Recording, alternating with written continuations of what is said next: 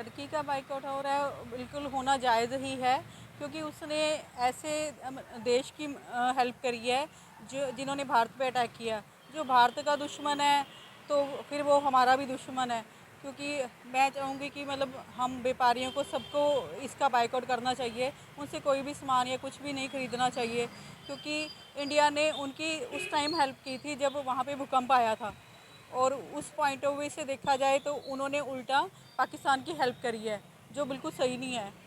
और जबकि क्या कहते हैं, पाकिस्तान का पीएम बोलता है कि अगर वॉर में इंडिया के साथ जो वॉर हुई है उसमें कोई हेल्प हमारे सैनिकों के अलावा कोई हेल्प की ज़रूरत हुई तो वो मदरसे से हेल्प लेंगे। इट मीन्स उनके मदरसे में भी टेररिस्ट तैयार हो रहे हैं।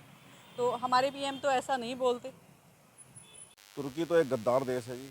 तुर्की से कोई संबंध नहीं रखना चाहिए, ना ही कोई सामान लेना चाहिए वहाँ से। तुर्की से कोई काम नहीं करना चाहिए। हमारे मोदी साहब ने इतनी मदद करी तुर्की में, कितनी सहायता करी तुर्की की, लेकिन तुर्की ने हमारे साथ गद्दारी करी है। उन्होंने फिर से पाकिस्तानियों का साथ दिया।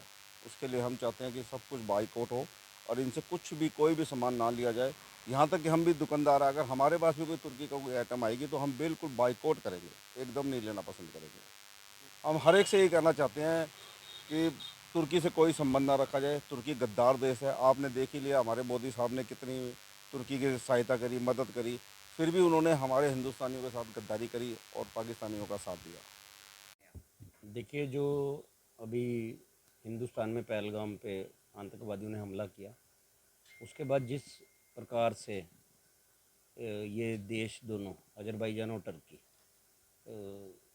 पाकिस्तान के साथ खड़े नज़र आए, मैं सभी से अपील करता हूँ कि इनके द्वारा जो भी सामान हिंदुस्तान में भेजा जा रहा है, जहाँ जो भी सामान इन देशों में बन रहा है, उसका बाइकआउट होना चाहिए, क्योंकि ये गद्दार देश के साथ दोनों देश खड़े हैं।